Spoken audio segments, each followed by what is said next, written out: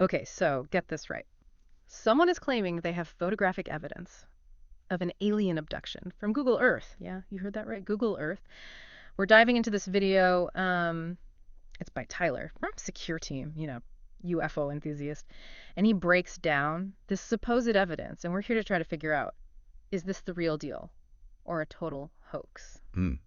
Well, it's pretty interesting how accessible satellite imagery is these days, right? I mean, it really makes you wonder Yeah. about the line between personal experience Yeah. and what we even consider like objective evidence. Right. Yeah. Yeah. So this guy, John Moore, he's at the center of this whole story. He considers himself a ufologist and believes he was abducted. But get this, he doesn't actually remember the abduction. All he has are these, like episodes of missing time. Missing time, right. There's a common thread. In a lot of these abduction stories, I mean, some researchers connect it to things like sleep disorders or Yeah. even just, how our memories work. But Of course. for those who believe, they see it as a sign Mhm. of something extraterrestrial going on. Right, right. Okay, but hold on. Moore says there are actual images on Google Earth that prove his story. Two pieces of evidence, he claims. So, first up, bright lights hovering over his neighborhood, which he's convinced are UFOs. And what does Tyler think Hmm. about these lights? Tyler says they look pretty strange. Definitely not your average, airplane reflection. On Google Earth, he even points out that there's no plane body visible, which I'll admit, it does make it a bit more intriguing. Okay. All right. So we've got something that at least warrants a closer look. What about this second piece of evidence? Oh, this is where it gets really out there. So Morris says there's a blurry image of him, wait for it, punching a gray alien in his garden. And this is all supposedly captured on Google Earth. Whoa, punching a gray alien. Okay, that's a new one. So what does this image actually look like? Yeah, it's super blurry. I mean, you can kind of see two figures, Right. maybe interacting, but fighting. Not so sure about that, honestly. It looks more like an abstract painting than a clear photograph. Right, of course. Yeah. And that ambiguity Yeah. is exactly what makes Yeah. this kind of evidence so hard to examine objectively, right? I mean, Yeah. people tend to see what they already believe, Mhm. filling in the blanks based Sure. on their own ideas. So what's Tyler's take on this image? Well, now, to Tyler's credit, he does point out a major issue. Moore doesn't give any coordinates for these images. The missing coordinates, yeah, that's a pretty big problem, right? I mean, without coordinates, anyone could just point to any blurry spot on Google Earth and make up a story. You can't verify anything. You can't even find the supposed location. Exactly. It's like saying you found buried treasure. Yeah. But refusing to say where. Yeah, makes you question The credibility. of the claim, right? Instead of Moore Yeah. proving his story, it's almost like he's expecting skeptics to disprove it. Yeah. Okay. There's more. So. Moore says he remembers wearing a black cap and shirt, which he claims matches the blurry figure in the photo. And he also throws in that there have been other alien encounters in his area, although he doesn't give any specifics. Okay, so let's unpack that for a second. So, matching clothing doesn't actually prove much, right? I mean, it's easy to make a vague description, fit a blurry image, and mentioning other encounters without details feels like trying to sound credible without actually offering any Yeah. real evidence. Yeah. It's like saying, oh, yeah, this happens all the time here, but without any details to back it. Exactly. It's a tactic. Yeah. Sometimes used to. Yeah.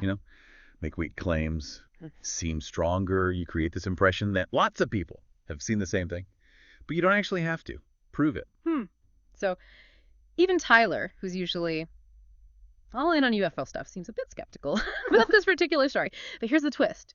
Even though he doubts the Google Earth evidence, he still fully believes alien abductions happen. He goes on to talk about common themes in these stories, like implanted objects, medical exams on spaceships, and of course, the missing time. Yeah, that actually brings up a bigger question here. Like, why are we so drawn to these alien abduction stories, even without solid evidence? I know. That's what I find so interesting. It's like our modern mythology. We're just fascinated by these stories of the unknown, of encounters with beings we can't even comprehend. And often, I think, these stories really tap into our deep-seated anxieties Oh, yeah. about our place in the universe, right? Are we alone? Are there forces out there controlling us? Yeah, it's scary and exciting at the same time. So to illustrate his point, Tyler brings up the famous Travis Walton abduction case. Oh, of course. Yeah. The Walton case. Yes. It is one of the most well-known abduction stories out there. Right. Yeah, Travis Walton, a logger, disappeared for 5 days Yeah. back in 1975.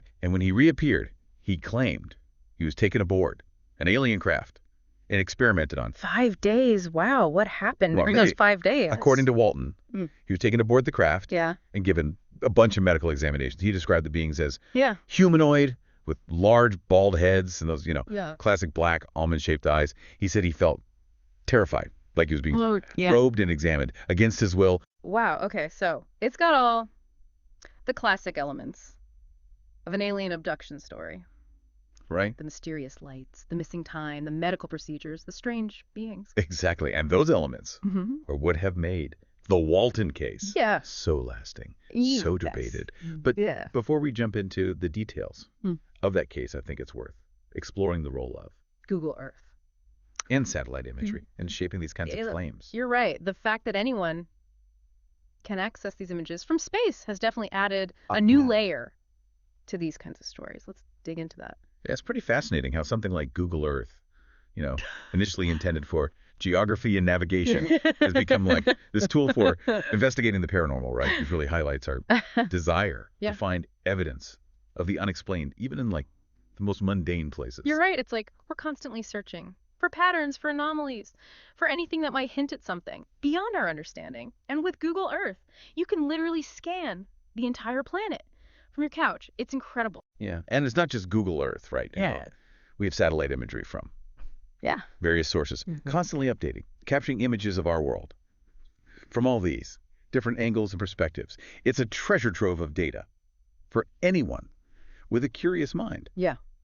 Whether they're looking for, lost cities, Right. environmental changes, or in this case, signs of extraterrestrial activity. It's a double-edged sword, isn't it? Because They've got to stay. the same technology that allows us to explore the world And in unprecedented detail can also fuel misinterpretations and hoaxes. A blurry image, a strange shadow, a pixelated anomaly. It's so easy to jump to conclusions when you're looking something specific. Exactly. And that's where It critical really is. thinking becomes so crucial, right? It's tempting to see a strange shape in a satellite image and immediately declare it, Yes. a UFO base or an alien artifact, but without proper context, without corroborating evidence. It's just speculation. So how do we separate the genuine anomalies Right. from the mundane?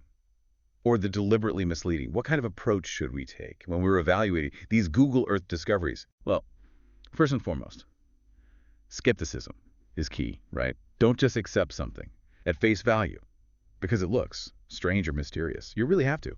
Question the source. Look for independent verification and consider alternative explanations. Okay, so if someone claims to have found, let's say, a UFO crash site on Google Earth, our first step should be to try and verify the location, maybe check other satellite images from different dates, see if there's any news coverage or official reports about anything unusual happening in that area. Precisely. And look at the image itself critically, right? Is it truly anomalous? Or could it be explained by natural phenomena, image artifacts, or even deliberate manipulation? I mean, there are plenty examples of images that have gone viral as proof of something extraordinary, only to be debunked later as hoaxes or misinterpretations. Right.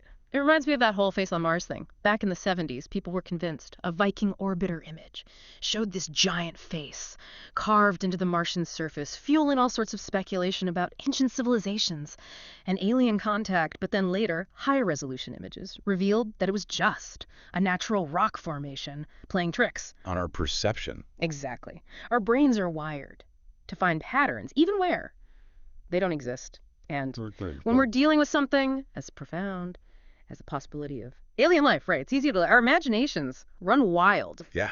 So we need to balance that sense of wonder with a healthy dose of skepticism and a willingness to dig deeper, to look beyond the initial, wow factor and really scrutinize the evidence. And remember, extraordinary claims require extraordinary evidence. A blurry image on Google Earth without context or corroboration is rarely enough to convince anyone who isn't already predisposed to believe, well, our Google Earth deep dive has certainly highlighted the importance of critical thinking when evaluating these kinds of claims.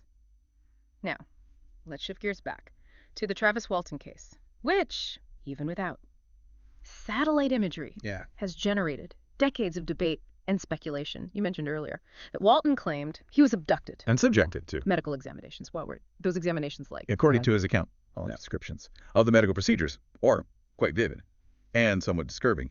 He claimed he was placed on a table-like structure and examined by 3 beings he described feeling a sharp needle-like sensation in his arm, and a burning sensation on his chest. Oh, wow. And did he ever claim to have any physical evidence of these procedures, like scars or implants? He did not. Waltman claimed that when he woke up, he was fully clothed and seemingly unharmed, with no visible signs of the procedures he described. Interesting. And what about the beings themselves? You mentioned they had large, bald heads and almond-shaped eyes. Did he provide any further details about their appearance or behavior? Yeah, he described them as humanoid, about 5 feet tall, with smooth grayish skin.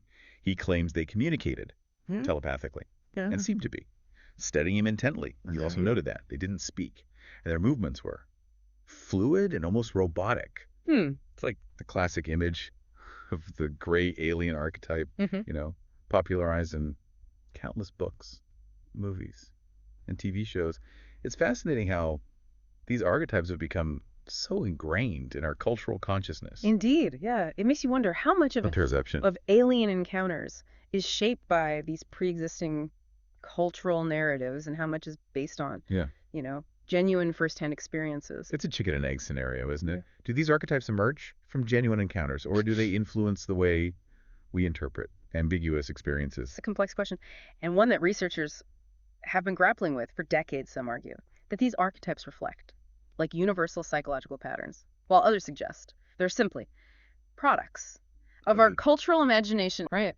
Either way, it's clear that our brains are constantly seeking explanations, trying to make sense of the world around us, even when faced with the extraordinary or the seemingly impossible. Yeah, that's what makes this whole topic so fascinating. It pushes us to confront the limits of our knowledge, to question our assumptions, and to remain open to the possibility that there might be things out there beyond our current understanding. Before we get too carried away with the extraterrestrial possibilities, let's bring things back down to Earth for a moment and revisit the idea of sleep paralysis, which, as we discussed earlier, might offer a more grounded explanation for some of these abduction experiences. You're right. It's important to consider all possible explanations, especially those that have a strong basis in scientific understanding. So let's delve a bit deeper into the science of sleep paralysis. What exactly is happening in our brains when we experience these phenomenon? Well, as we mentioned earlier, sleep paralysis occurs during the transition between sleep and wakefulness, often during REM sleep, which is when we tend to have our most vivid dreams. And during REM sleep, our brains essentially paralyze our muscles to prevent us from acting out those dreams. Right. So we don't end up leaping out of bed or trying to fly while we're dreaming. It's a safety mechanism. Exactly. But sometimes this paralysis persists even after we wake up, leaving us in this state where we're conscious of our surroundings but unable to move or speak. And that's where things can get... Our brains are still in that dreamlike state, so we might see or hear things that aren't really there. Precisely. The brain, still partially in REM mode, might conjure up hallucinations based on random neural firing. Or even just random neural firings, and these hallucinations can be incredibly vivid and realistic, involving shadowy figures, strange noises, feelings of pressure or suffocation, and even the sensation of being touched or dragged. Sounds like a waking nightmare. No wonder people might interpret these experiences as something paranormal or even demonic. Indeed. And the cultural context plays a significant role in how we interpret these experiences. I mean, in the past, people might have attributed sleep paralysis to witches, demons, or other supernatural entities, but in our modern, technologically advanced society, it's more likely to be seen through the lens of alien abduction narratives. The same underlying phenomenon can be interpreted in drastically different ways depending on our cultural beliefs. These dominant narratives at the time. Exactly, and that's why it's so important to approach these experiences with both an open mind and a critical eye. We need to consider all possible explanations, both the mundane and the extraordinary, and weigh the evidence carefully before drawing any conclusions, thinking about the Walton case and the possibility of sleep paralysis. Makes me wonder about something Walton claimed. He was missing for 5 days. Is it possible for someone to experience sleep paralysis for that long? That's a great question. So, typical sleep paralysis episodes usually last for a few seconds to a few minutes, but there are documented cases of people experiencing prolonged episodes, sometimes lasting for hours. Hours. That's terrifying. I can't imagine being trapped in that state of paralysis and hallucinations for that long. Yeah, it can be a profoundly disturbing experience. And Makes you there's feel slippery. scientific evidence Yeah. to Yeah. support the idea that someone could experience sleep paralysis for days on end. It's certainly a thought-provoking possibility. That makes you wonder about the nature of time perception during these like, altered states of consciousness, right? If our brains are Yeah. essentially constructing reality. Could it be possible to experience a subjective sense of time? That differs dramatically from objective reality. That's a fascinating question, and one that delves into the very nature of consciousness Yeah. and our perception of the world. It's a question that philosophers and scientists Oh, have been pondering for centuries, and one that we may not have the definitive answer to anytime soon. well, this deep dive has certainly taken us down some unexpected paths we've gone. From blurry Google Earth images to the intricacies of sleep paralysis, from the chilling account of Travis Walton to the larger questions about the nature of belief, perception, and the possibility of extraterrestrial life. Yeah, it's a reminder that even the most seemingly outlandish claims can lead to fascinating explorations of human psychology, the limits of our understanding, and the boundless possibilities of the universe. Before we wrap up this discussion, let's take a moment to consider a related phenomenon that often surfaces in discussions of alien abduction and sleep paralysis, the concept of implanted objects. You're right. That's another intriguing element of these narratives that warrants further exploration. Let's delve into that fascinating realm next. Okay, so implanted objects, it sounds like something straight out of a sci-fi movie, right? These people claim to have these strange things embedded in their bodies, and they believe they got them during an alien abduction. Yeah, it is one of the most intriguing and controversial aspects of abduction lore. You have individuals reporting these small metallic objects, often found like under the skin, which they believe were inserted by extraterrestrial beings. I've seen like photos of these alleged implants, and Let's see look this. pretty strange, like tiny chips or wires or something.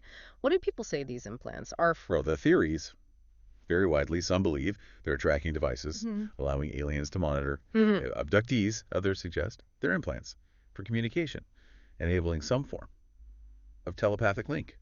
And then there are theories about genetic manipulation or even mind control. Oh, wow, that's both fascinating and a bit creepy. It's like something out of the X-Files. Yeah. But is there any scientific evidence to support the idea that these objects are actually of extraterrestrial origin? Well, that's where things get a little tricky. Most of these objects, when analyzed, turn out to be mundane. They're often fragments of metal, glass, or even dental fillings that have migrated under the skin due to like injury or surgery. So it's possible that people are misinterpreting these everyday objects as something more sinister because they're already primed to believe they've had an alien Yes, encounter. the power of belief can be incredibly strong. If someone is convinced they've been abducted, they might interpret any unusual sensation or discovery in their body as further proof Right. of their experience. Right. It's like our brains are searching for confirmation, even if it means misinterpreting the evidence. But what about the cases where the objects can't be easily identified? Are there any instances where these implants Unidentified. scientific explanation There have been a handful of cases where the composition or structure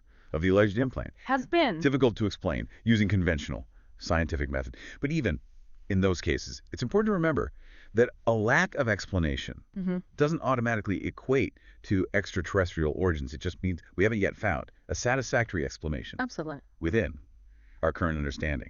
of right. It's like the old saying, absence of evidence is not evidence of absence. Just because we can't explain something today, it doesn't mean it can't be explained in the future. Exactly. Science is a constantly evolving process. What seems mysterious today might be commonplace tomorrow.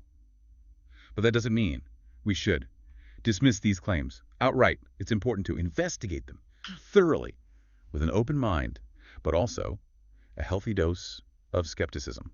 So when it comes to these alleged implants, it seems like the jury's still out. We need more research, more analysis, more data before we can draw any definitive conclusion. I agree. It's an area that deserves further scientific inquiry. But until we have more conclusive evidence, it's important to approach these claims with caution and avoid jumping to conclusions. Oh no, this whole conversation has been a roller coaster ride. We've explored some pretty wild claims, from Google Earth abductions to implanted objects, from sleep paralysis to the complexities of belief and perception and board. It's made me realize And that there's still so much we don't know about the universe and our place in it.